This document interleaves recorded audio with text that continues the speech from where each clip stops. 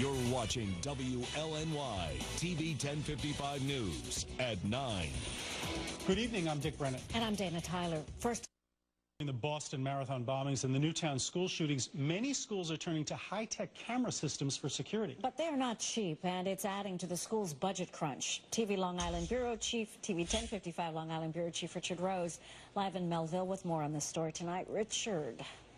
Yes, good evening, Dana, Dick. And you know, schools on Long Island are already struggling to stay within the state's new 2% budget cap. Well, today in Woodbury, over 100 administrators gathered for a school security seminar where they checked out the latest high-tech security gadgets while juggling the question of how to pay for it all.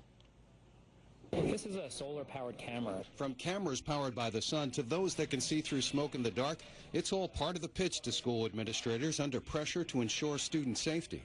We've all come to realize that our picture's being taken no matter where we go. Right now, a mobile command center inside of a van is taking this image from hundreds of yards away.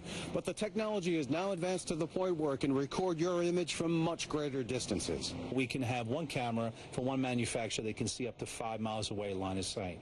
We have another camera that could be deployed with solar energy and wireless up to a half-mile away. Tech vendor James Ryder says the integrated surveillance systems can protect large events like marathons or school graduations, but there can be a stiff price tag.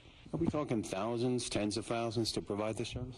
Collectively, over the years, in the hundreds of thousands, if not approaching the millions. While wealthy school districts can afford the technical wizardry, smaller districts struggle with the exploding costs. It is an issue.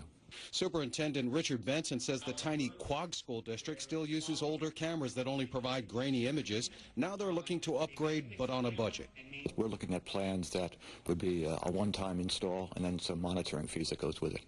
But again, it's an expense. Retired NYPD surveillance expert Don Flynn adds that high-tech expensive gadgetry should only be one part of the equation for cost-conscious schools.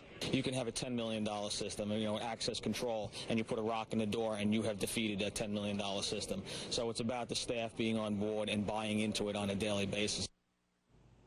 And some school administrators are lobbying state lawmakers for help, asking for grants or even an exemption from the 2% cap for the security costs going forward. Live in our Long Island newsroom, Richard Rose, TV 1055.